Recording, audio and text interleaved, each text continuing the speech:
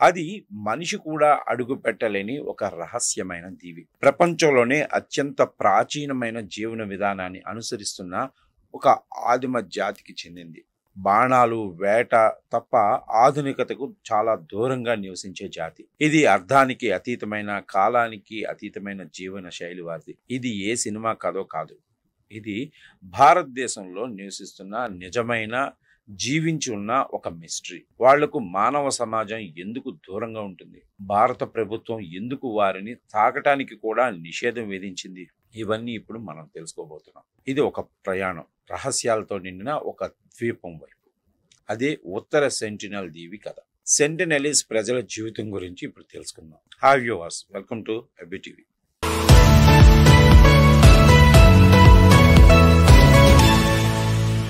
Sentinel దీవి. ఈ దీవి ఒక రహస్య ప్రపంచం. ఇది అండమాన్ దీవుల సముద్ర ప్రాంతంలో ఉన్న ఉత్తర సెంటినల్ ద్వీపం అనేది ఒక భౌగోళికంగా చాలా చిన్నదైన దీవి. కానీ చాలా విభిన్నమైన, ప్రపంచంలోనే అత్యంత విచిత్రమైన ప్రదేశాల్లో ఈ దీవి కూడా ఒకటి. ఈ ద్వీపం భారతదేశానికి చెందిందే అయినా ఇది పూర్తిగా వేరే ప్రపంచంలాగా వేరుగా ఉంటుంది. దీనిలో నివసించే సెంటినెలీస్ అనే ప్రజలు ఈ ప్రపంచానికి చాలా దూరంగా వేరుగా జీవిస్తూ ఉంటారు.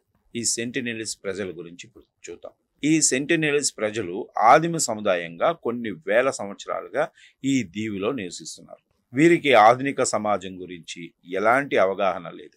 మొబైల్స్, విద్య, ఈ బట్టలు, మెడిసిన్, వ్యవసాయం ఇలాంటి వాటికి అన్నిటికీ వారు పూర్తి దూరంగా ఉంటారు. అసలు వాళ్ళకి ఆధునికత అంటేనే తెలియదు. వీరి జీవన విధానం ఏంటంటే అత్యంత ప్రాచీనమైన జీవన శైలిలో, అంటే వేట, ఇంకా ఏదైనా సేకరించుకోవడం, వీటి ఆధారంగానే వాళ్ళు బ్రతుకుతూ ఉంటారు. ఇతరులతో కలవటానికి వీరు అస్సలు ఇష్టపడరు. ఎవరైనా వారికి దగ్గరగా వెళ్ళడానికి ప్రయత్నించినా కూడా వీళ్ళు వాళ్ళని కత్తులతో, బాణాలతో, రాళ్లతో దాడి చేసి చంపేస్తూ ఉంటారు. అలా చాలా సంఘటనలు కూడా జరిగాయి. మళ్ళీ ఇలాంటి ఘటనలు జరగకుండా ఉండటానికి ఇండియన్ గవర్నమెంట్ ఉత్తర సెంటినల్ దీవికి ఏ వ్యక్తి కానీ, ఒక సంస్థ కానీ అసలు అక్కడికి వెళ్లకుండా ఉండటానికి కఠిన నిషేధాన్ని విధించింది. దానికి చాలా కారణాలు కూడా ఉన్నాయి. ఎందువల్ల భారత ప్రభుత్వం ఆ దీవికి వెళ్ళటానికి కానీ, అక్కడ ప్రజలతో మమేకం అవటానికి కానీ నిషేధాన్ని విధించిందో ఇప్పుడు చూద్దాం. దాంట్లో మొట్టమొదటిగా సెంటినెలీస్ ప్రజల భద్రత. అది ఎలా ఉంటుందంటే, చాలా సంవత్సరాలుగా ఈ భూమి మీద ఎన్నో రకాల జబ్బులు, వైరస్లు, బ్యాక్టీరియాల రూపంలో దాడి చేస్తూనే ఉంటాయి కొన్ని సంవత్సరాలుగా. అలా దాడి చేసిన ప్రతిసారి ఎంతో జన నష్టం జరుగుతూనే ఉంటుంది. అప్పుడు మనం వైరస్లకి వ్యాక్సిన్ డెవలప్ చేసుకుని ఆ రోగాలు మళ్ళీ దాడి చేయకుండా, ఒకవేళ దాడి చేసినా కూడా మనం తట్టుకునే విధంగా రోగ నిరోధక శక్తిని పొందుతూ ఉంటాం. ఈ తెగవారు ఆధునిక సమాజానికి చాలా దూరంగా ఉండటం వలన వారు ఎలాంటి వైరస్, బ్యాక్టీరియా లాంటి జబ్బులకు రోగ నిరోధక శక్తిని, అంటే ఇమ్యూనిటీని కలిగి ఉండరు. మనం గనక అక్కడికి వెళ్ళటం ద్వారా వారి జీవితాలకు, మన నుంచి వారికి ఏమైనా వైరస్లు, బ్యాక్టీరియాలు ద్వారా వాళ్ళ జీవితాలకు ముప్పు కలిగించే అవకాశం ఉంటుంది. కనుక ఈ రీజన్ తోటే గవర్నమెంట్ మొట్టమొదటి రీజన్ గా వాళ్ళని కలవడానికి కానీ, వాళ్ళతో మమేకం అవటానికి కానీ నిషేధించింది. ఇంకా రెండో పాయింట్ వచ్చి వారి స్వాతంత్రం మరియు జీవన శైలి పరిరక్షణ. అంటే ఆధునిక సమాజం వారి తలుపు తట్టడం వల్ల వారి విలువలు, వారి జీవన శైలి, వారి విధానం నాశనం కావచ్చు. వాళ్ళు వాళ్ళ సహజత్వాన్ని కోల్పోయే ప్రమాదం ఉంటుంది. ఇది రెండో రీజన్ అనుకుని గవర్నమెంట్ నిషేధించింది. ఇక మూడోది వచ్చేసి విదేశీ దాడుల ముప్పు. 2018 సంవత్సరంలో అమెరికా మిషనరీకి చెందిన జాన్ అలెన్ చౌ అనే వ్యక్తి అక్రమంగా ఆ ద్వీపంలోకి ప్రవేశించి అక్కడ వాళ్ళ చేతిలో హత్యకు గురయ్యాడు. ఇలా చాలా మంది అక్కడికి వెళ్ళడానికి ప్రయత్నించి చచ్చిపోతారన్న ఉద్దేశంతో గవర్నమెంట్ నిషేధం విధించింది. అతని హత్యతోటే అక్కడ నిషేధించడం ఎంత అవసరమో ప్రపంచానికి తెలిసొచ్చింది. ఇక నాలుగో కారణం చూస్తే ఇంటర్నేషనల్ హ్యూమన్ రైట్స్.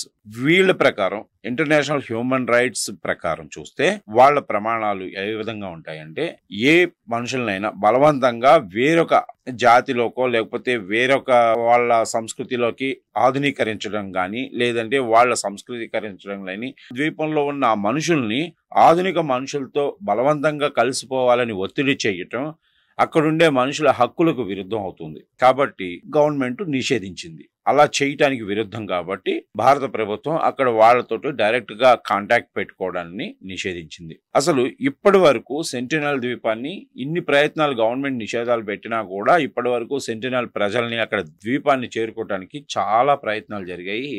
గతం హిస్టరీని ఒకసారి చూసినట్లయితే ఆ ప్రయత్నంలో కొందరు చాలా మంది తమ ప్రాణాలను కూడా కోల్పోయారు, మరికొంతమంది అయితే గాయపడి వెనక్కి వచ్చేసారు. అలాంటి సంఘటనలు ఎప్పుడెప్పుడు ఏం జరిగినాయో ఇప్పుడు చూద్దాం. మొట్టమొదటిసారిగా ఒకసారి చూస్తే 1880 సంవత్సరంలో British explorer Maurice Vidal Port Blair నుంచి వెళ్ళటం. ఇక్కడ బ్రిటిష్ అధికారుల బృందం ఈ జాతిలోని 2 పెద్దల్ని 2 చిన్నపిల్లల్ని కిడ్నాప్ చేసి ఇక్కడి నుంచి తీసుకుని వెళ్ళిపోయింది. అలా తీసుకెళ్లిన కొద్దిసేపటికే ఆ పెద్దవాళ్ళిద్దరూ చనిపోయారు.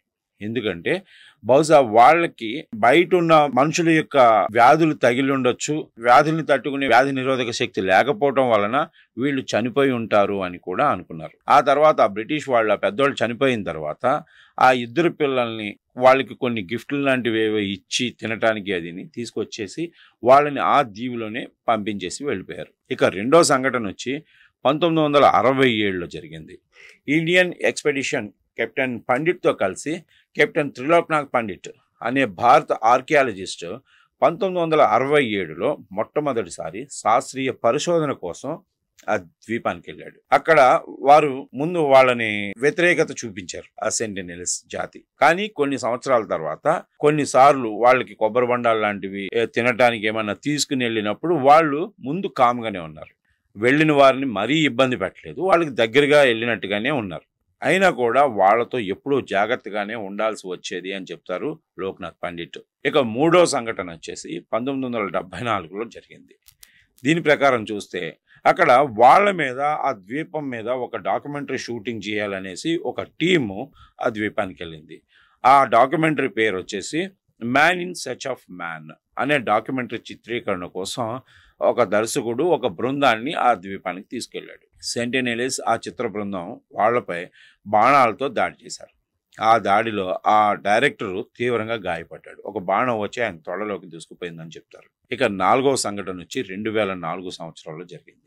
2004 సంవత్సరంలో పెద్ద సునామీ వచ్చింది. 2004 సునామీ తర్వాత భారత నేవీ హెలికాప్టర్ ద్వారా ఆ ద్వీపంలో ఉండే పరిస్థితులు చూడటానికి ఒక బృందం వెళ్ళింది. అయితే ఆ సెంటినెలీస్ ఒక వ్యక్తిని చూసిన వాళ్ళు ఆ హెలికాప్టర్ మీదకి బాణాలని ఎయిమ్ చేశారట. ఇది వారి జాగ్రత్తదనం మరియు బహిష్కార ధోరణిని చూపిస్తుంది అని చెప్తారు. వాళ్ళు వాళ్ళ ద్వీపం మీదకి ఎలాంటి ఆధునికమైన అంటే ఆ సముద్ర తీరంలో వచ్చే షిప్పులను కానీ వాళ్ళ పైన ఎగురుతున్న హెలికాప్టర్లను కానీ చూడగానే చాలా అగ్రెసివ్గా బిహేవ్ చేస్తారు. వాళ్ళ బిహేవియర్ అలాంటిది అని చెప్తారు. ఇక ఐదవది వచ్చేసి 2006 సంవత్సరంలో జరిగింది. ఇదేంటంటే 2 మత్స్యకారులు హత్యకు గురయ్యారు. పరధ్యానంగా ఎలాంటి అనుమతులు లేకుండా చేపలు పట్టేందుకు వెళ్ళిన 2 మత్స్యకారులు వారి బోటు ఆగిపోయి తీరానికి కొట్టుకుని పోయింది. అప్పుడు ఆ సెంటినెలీస్ వాళ్ళిద్దరిని పట్టుకుని చంపేశారు. ఆ బోట్ ఇప్పటికీ కూడా అక్కడ ఉందని చెప్పి భావిస్తూ ఉంటారు. ఇప్పటికీ కూడా చూడొచ్చు అని చెప్తారు. అయితే ఇండియన్ గవర్నమెంట్ కూడా ఆ 2 మత్స్యకారులని వెతకాలని కూడా నిర్ణయించలేదట. ఎందుకంటే వారి కోసం వెతకడానికి వెళ్ళిన వాళ్ళని చూస్తే ఆ సెంటినెలీస్ జాతి వాళ్ళు మరింత కోపంగా అగ్రెసివ్గా బిహేవ్ చేస్తారనేసి గవర్నమెంట్ వాళ్ళ బాడీస్ని అక్కడనే వదిలేసిందని చెప్తారు. ఇక ఆరవది వచ్చేసి 2018 సంవత్సరంలో జరిగింది. ఇదేంటంటే అమెరికన్ మిషనరీ జాన్ ఎలెన్చౌ హత్య. జాన్ ఎలెన్చౌ అనే అమెరికన్ యువకుడు క్రైస్తవ మిషనరీ పనుల కోసం అక్రమంగా ఆ ద్వీపానికి వెళ్ళాడు. అతను ఒక బైబిల్ తీసుకుని వెళ్ళాడు, ఒక ఫుట్బాల్ తీసుకుని వెళ్ళాడు, కొన్ని కొబ్బరి బండాలు తీసుకుని వెళ్ళాడు. వాళ్ళకి మతబోధ చేస్తాను అని చెప్పి ఇంట్లో వాళ్ళ మదర్కి ఒక లెటర్ కూడా రాసి, నేను బతికి ఉంటే వస్తాను, చనిపోతే కనుక నా గురించి వెతకొద్దు, నా గురించి బాధపడొద్దు అని అతను వాళ్ళ తల్లికి ఒక లెటర్ కూడా రాసి ఈ ద్వీపానికి వెళ్ళాడని చెప్తారు. అతను ఆ బైబిల్ ఇవ్వటం వాళ్ళకి దేవుని మాటలు చెప్పాలని అనుకున్నాడట. మొదటి రోజు దూరంగా ఉండగా రెండో రోజున తీరానికి వెళ్ళిన అతన్ని వారు బాణాలతో చంపేశారు. అతని మృతదేహాన్ని కూడా బయటకు తీసే ప్రయత్నం భారత ప్రభుత్వం చేయలేదు. ఈ సంఘటనల వల్ల భారత ప్రభుత్వం ఈ ప్రాంతాన్ని ఒక రక్షిత ప్రాంతంగా ప్రకటించింది. ఈ ద్వీపానికి టూరిస్టులకు పరిశోధకులకు నిషేధం విధించింది. అందువల్ల ఈ సెంటినెలీస్ ప్రాంతానికి 5 కిలోమీటర్ల పరిధిలోకి ఎవరూ వెళ్ళకూడదు అనే నియమం గట్టిగానే పెట్టింది భారత ప్రభుత్వం. అయినా కూడా అడపాదడపా ఎవరో ఒకళ్ళు సెంటినెలీస్ ప్రజలతో మమేకం అవటానికి ప్రయత్నాలు చేస్తూనే ఉన్నారు. ఎప్పుడు నిత్యం వార్తల్లో నిలుస్తూనే ఉన్నారు. Thanks for watching.